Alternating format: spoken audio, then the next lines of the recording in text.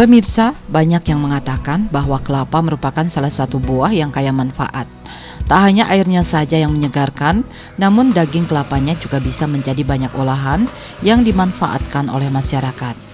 Daging kelapa tidak saja bisa menjadi kelapa parut atau santan, namun juga bisa menjadi minyak. Tentu sudah banyak yang mengetahui minyak VCO atau Virgin Coconut Oil merupakan minyak hasil dari olahan daging kelapa tersebut. Yang membedakan adalah minyak VCO merupakan minyak murni yang diekstrak dari daging buah kelapa yang cara pembuatannya tidak melalui proses pemanasan sehingga minyak yang dihasilkan berwarna bening seperti air dan kandungan nutrisi, aroma dan rasa kelapa tetap terjaga dengan baik. Salah satu tempat usaha memproduksi minyak VCO berada di Desa Ngis, Kecamatan Manggis, Karangasem. Di sini minyak VCO diproses secara apik dengan tetap menjaga kualitas terbaik dari minyak VCO. Bahkan kelapa yang digunakan pun juga dikatakan memiliki kualitas terbaik tersendiri yang diambil langsung dari kelapa yang ada di desa tersebut.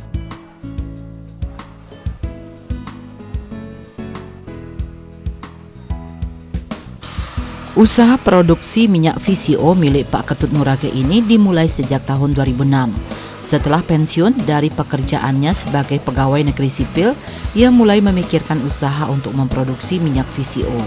Ide usaha tersebut muncul karena ia melihat di desanya sendiri, yaitu Desa Ngis, kelapa yang ada memiliki kualitas terbaik dibandingkan kelapa lainnya.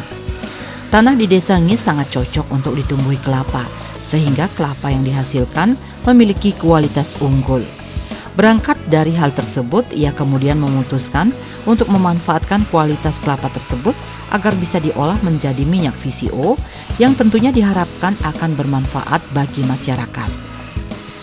Minyak VCO dikatakan lebih sehat dibandingkan jenis minyak lainnya. Ini dikarenakan proses menghasilkan minyak tersebut tentu tidak semudah memproses jenis minyak biasanya. Ada berbagai metode guna menghasilkan minyak VCO seperti metode kering ataupun metode basah. Metode kering yaitu dengan cara memarut dan mengeringkan daging kelapa, kemudian dikeringkan hingga kadar airnya berkurang hingga di bawah 3%. Pengeringan harus dilakukan di bawah suhu 60 derajat Celcius sehingga parutan kelapa tidak berubah warna menjadi kuning. Selanjutnya, kelapa parut kering tersebut dikempa dengan tenaga hidrolik hingga mengeluarkan minyak. Sedangkan metode basah seperti yang digunakan oleh tempat usaha milik Pak Ketut Nurage ini, yaitu dengan cara memarut kelapa menggunakan mesin otomatis. Hasil parutan kelapa tersebut kemudian dicampur menggunakan air, lalu diperas hingga mengeluarkan santan. Terdapat dua cara yang dilakukan untuk memeras parutan kelapa, yaitu dengan tenaga manual maupun menggunakan mesin. Dua cara ini dilakukan sebagai variasi untuk menghasilkan santan. Kemudian santan tersebut dimasukkan ke dalam wadah dan didiamkan selama 24 jam atau sehari penuh guna memisahkan endapan minyak. Kelapa yang digunakan untuk membuat minyak VCO juga bukan kelapa muda, melainkan kelapa tua. Alasan memilih kelapa tua untuk dimanfaatkan adalah karena semakin tua, maka kadar minyak yang ada di dalam kelapa makin tinggi sehingga bisa memproduksi minyak dalam jumlah banyak. Setelah didiamkan, santan tersebut menghasilkan endapan minyak. Hasil endapan minyak terbagi menjadi 3 lapisan dengan warna yang berbeda. Endapan minyak yang paling atas tidak digunakan karena hanya berupa ampas. Lapisan minyak kedua bisa dimanfaatkan untuk kompos hewan ternak. Kemudian lapisan ketiga yang kemudian digunakan baik digoreng kembali atau untuk minyak VCO. Minyak akan disaring berkali-kali hingga warna minyak akan berubah warna menjadi bening.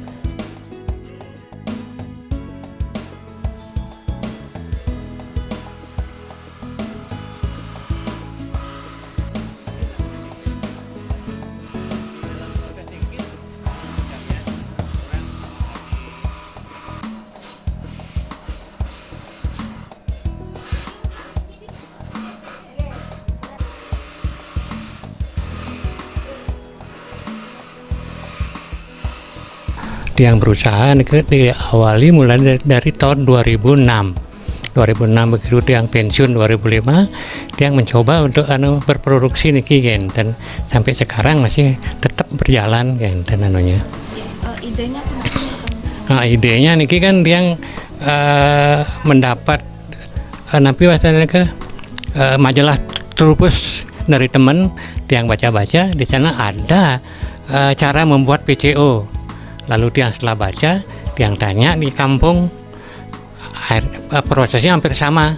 Proses pembuatan PCO yang baca di majalah nike hampir sama dengan yang di kampung.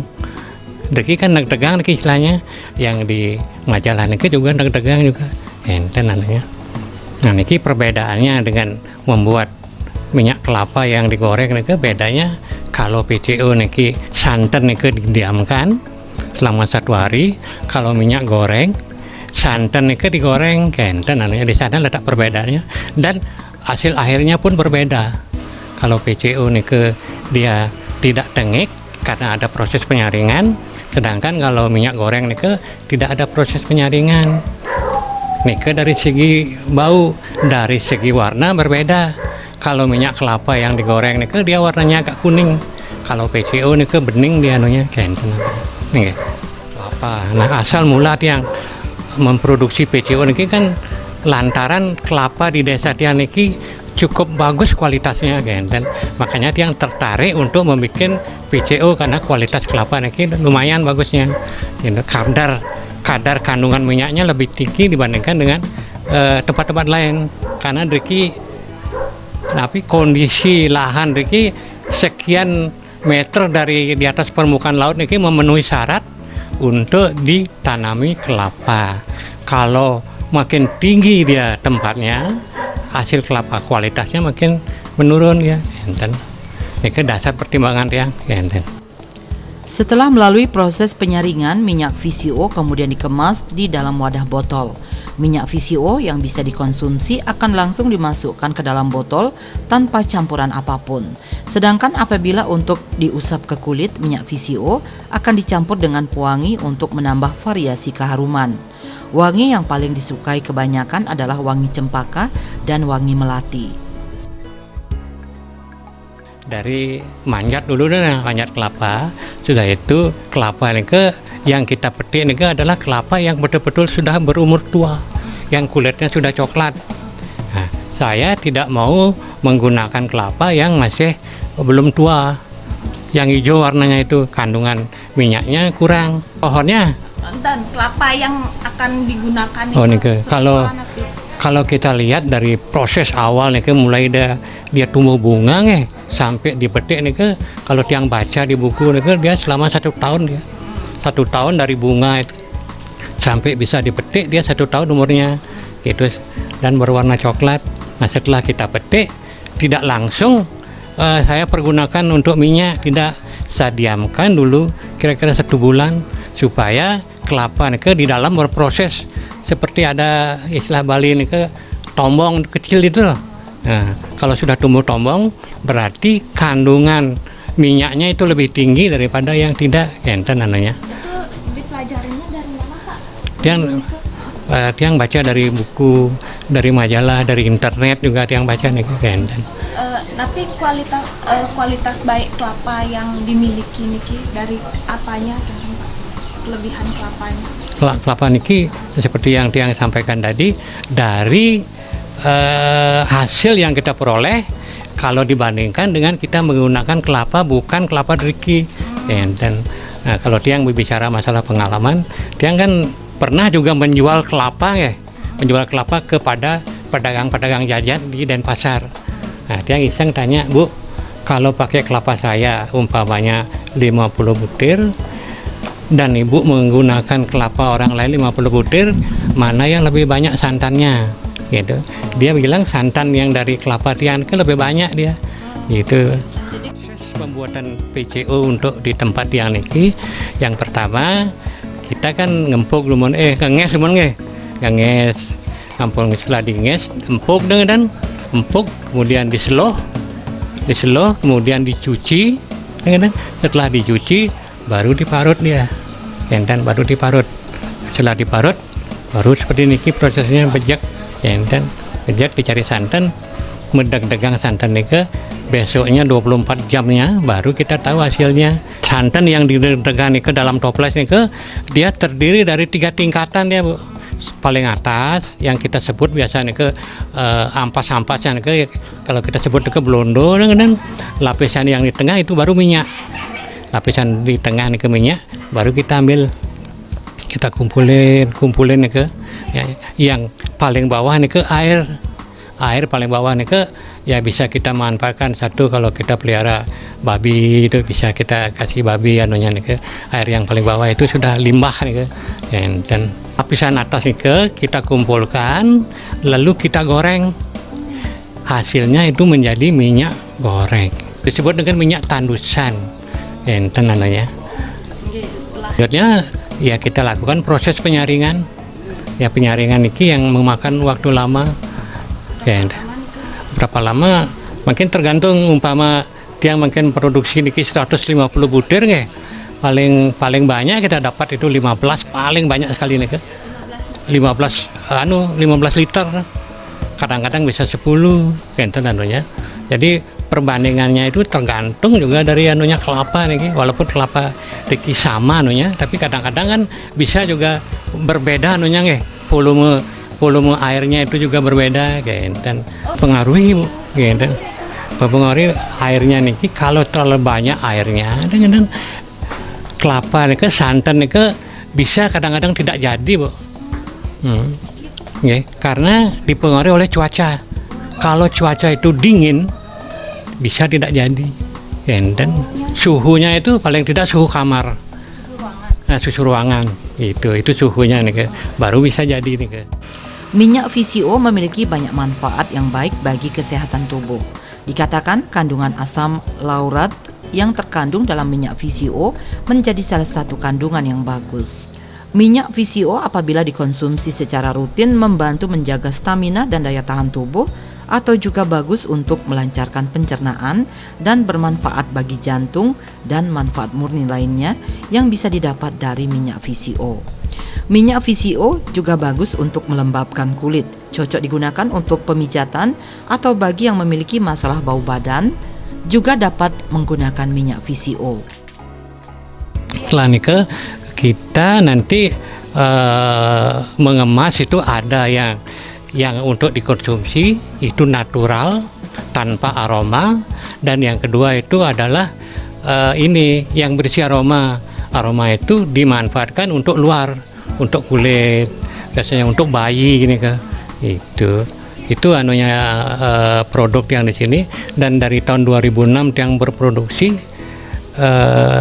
di marketingnya ke klinik-klinik bidan itu dipakai untuk bayi-bayi yang baru lahir 2 hari 3 hari, itu dipakai untuk ini kulitnya nih, dan lagi kulitnya nih akan menjadi halus Bu, halus kulitnya. Dan kalau ibu-ibu nanti pakai nih kulitnya bisa kencang Bu, kencang nih kan mengencangkan kulit nih kenten anunya yang tiang baca, dan sudah ada testimoninya, sudah ada juga kenten. Kalau manfaat diminum yang pertama yang bisa kita rasakan ini adalah untuk menambah tenaga, stamina kita itu bertambah itu. Nah, apanya itu yang karena ini kandungan asam laurat namanya asam laurat itu yang membuat menambah tenaga. Kemudian yang kedua itu imun tubuh umpama kena virus dan seperti pilek, batuk dan sudah banyak membuktikan gitu. Setiap ada orang batuk seperti niki kira kuning ketut. Nah, seperti niki kalau batuk mereka pun nunas tambah Pak, mereka pun diminum ya barang 1 sendok 2 sendok. Setelah itu sudah ada perubahan lagi kan ada perubahan ya. Nah, berarti cocok dia. Kemudian aset yang lainnya untuk melancarkan pencernaan. Kan kadang-kadang ada orang yang sampai 2 hari tidak ke belakang kalau dia mengkonsumsi secara tidak langsung dia akan mempengaruhi kelancaran pencernaan dia enten.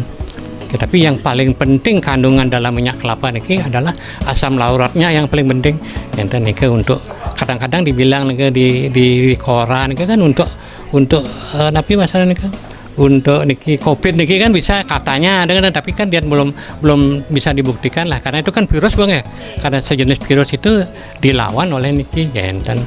Untuk pemasaran produk seperti yang bilang tadi itu masuk ke klinik-klinik bersalin. Ya, klinik bersalin, maaf ya, kebetulan istri Tiang dia kan sebagai dosen di Akbid, dia punya teman bidan yang punya klinik, dia punya mahasiswa, melalui itulah pemasarannya niki, enten namanya. Kalau dijual per botol niki Tiang karena sistem kampungan niki cuman 35.000 Tiang jualan. 35.000 nih ke botol besar. Botol yang isinya 100 ml. Oke. 100 ml ada, sudah itu 35.000. Sudah itu yang 150 ml ini ke untuk dikonsumsi nih ke. Nah, ini ke sekitar 45.000 nih ke. Dan kemudian ada yang kira-kira isinya 600 ml sekian nih ke yang jual sekitar 175 nih ke. Nah, yang literan 1000 ml nih ke yang jual 300 nih ke. Enten anunya. Tapi keunggulan Pertama menurut Tiang niki nggih, satu keunggulan niki disebabkan oleh bahan baku. Bahan baku utama niki. Kalau bahan bakunya kurang berkualitas, produk niki juga berkurang kualitasnya. Nah, satu dari bahan baku, kemudian dari segi teknik niki, teknik memprosesing niki, dan di sana kalau tidak salah kan kadang-kadang orang niki cara penyaringannya mungkin beda dengan Tiang, tidak sekian kali gitu, sehingga itu hasil akhirnya itu akan menjadi lebih tengi, tidak jernih, enten anunya. Minyak VCO ini juga sudah teruji klinis di laboratorium bersertifikasi dan telah mendapat izin edar sehingga aman dikonsumsi dan digunakan bagi masyarakat. Kemurnian dari minyak VCO yang dijaga menjadikan masyarakat dapat mempercayai kandungan yang ada dalam minyak VCO, sekaligus juga bisa mendapatkan manfaat kebaikan dari minyak VCO.